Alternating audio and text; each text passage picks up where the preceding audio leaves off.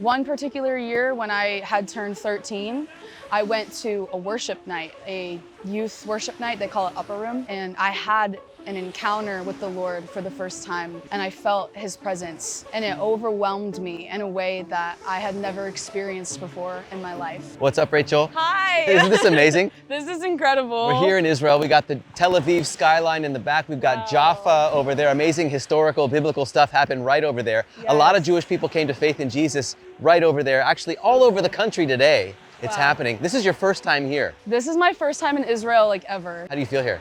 It feels so amazing to be here. You're a Jewish woman who believes in Jesus. How did that happen? How does that happen to anyone? I know, right? Yeah. Wow. Well, my family, they are believers in Jesus.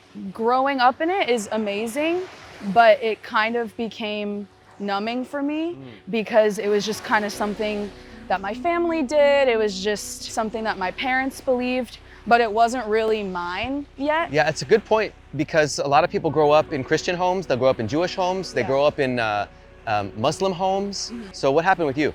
Yeah, I think also because I was so young, like I'm the youngest of 4 kids. I wanted to know if it was the truth. I wanted to know if this is really it, if this is what life is all about. Yeah. And so for me, I grew up going to Messianic conferences my whole life. And even that was just something that I did. I wasn't necessarily there for the right reasons. But one particular year when I had turned 13, I went to a worship night, a youth worship night, they call it Upper Room. Okay. And I had an encounter with the Lord for the first time, and I felt His presence, and it overwhelmed me in a way that I had never experienced before in my life. And I knew that I needed to choose my faith for myself, and that it couldn't just be this thing that my parents do or that I was born into, because that wouldn't be enough. I needed to follow Jesus with my heart as my choice. And I did, and it was very overwhelming.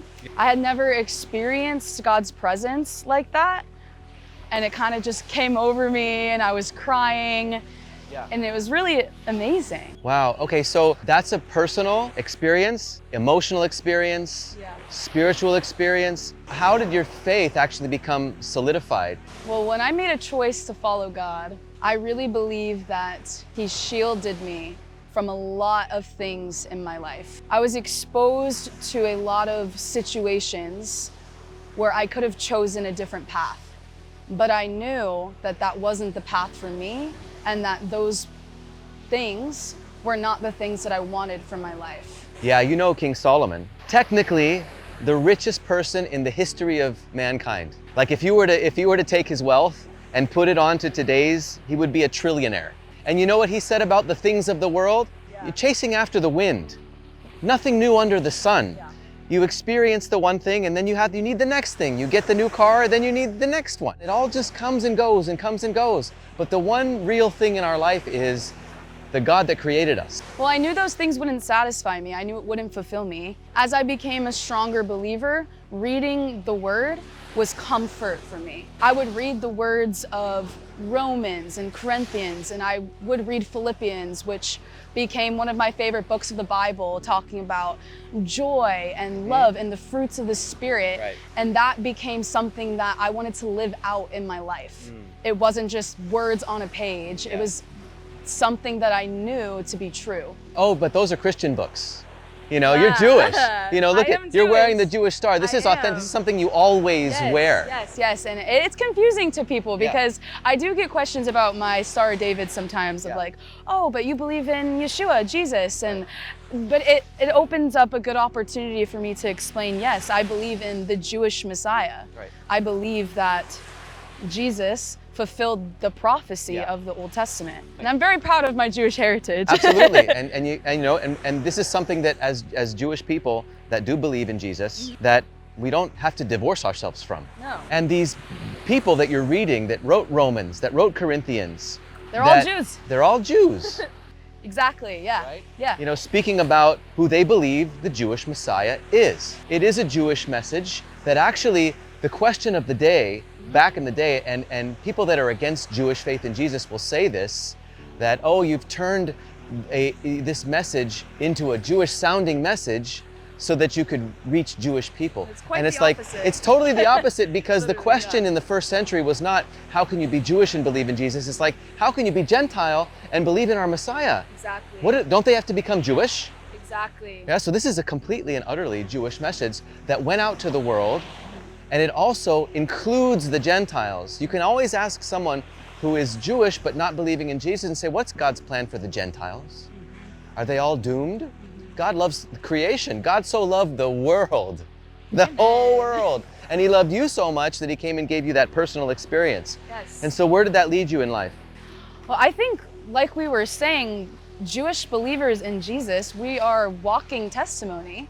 Just being a Jewish woman who is proclaiming Yeshua, Jesus, as the Messiah, it's allowed me to grow my faith and experience the challenges that come with being a Jewish believer. Yeah. But I think it's the most important thing, because it gives us a chance to share who Jesus really was. What's been the hardest thing for you as a Jewish believer in Jesus? A lot of confusion from people who don't understand who I am. A lot of, you're not Jewish anymore. All of a sudden, because I believe in Jesus, so now I've converted to a different religion. How does that make you feel when you hear that? Honestly, it encourages me, because with persecution comes strength in the trials. I agree. Yeah. And our Jewish people have suffered a lot through history, and we're still here. And we are still Thanks here. to God's grace. And we're not going anywhere. And his plan Yeah. for the entire world, which includes us Us. Jewish people. So what do you like to say to people that are questioning Jewish faith in Jesus? Oh, it's not Jewish, or Yeah. you're just pretending, it felt good, your parents did it. What do you like to tell people that are interested in finding out who Yeshua really is? Try it, you'll see. He'll change your life. If Yeah. you're questioning it, go for it, read it, do your research. Like, you'll find a lot more answers than you think. Yeah. There's a lot of truth. When you read and you actually put in the effort to know who Yeshua, Jesus is, and understand, he'll change your life. He will. When you ask, you will receive. He'll give you the answers you're looking for. That's really great, changed lives. Yes. We have plenty of other testimonies here on the channel of Jewish believers in Jesus. It's an amazing testimony for me to see a young woman in the 21st century professing her faith with confidence. So Rachel, thank you for sharing your testimony. Thank you for having me. Great. It's been great. It's great. Yeah, if you like this kind of content, give it a thumbs up. Leave your comments down in the comment section below. You can reach out to us via email. That's in the description. Stay tuned for more testimony videos just like this. Thank you for watching. Thank you for tuning in to Tel Aviv, Israel on the beach. God bless you all.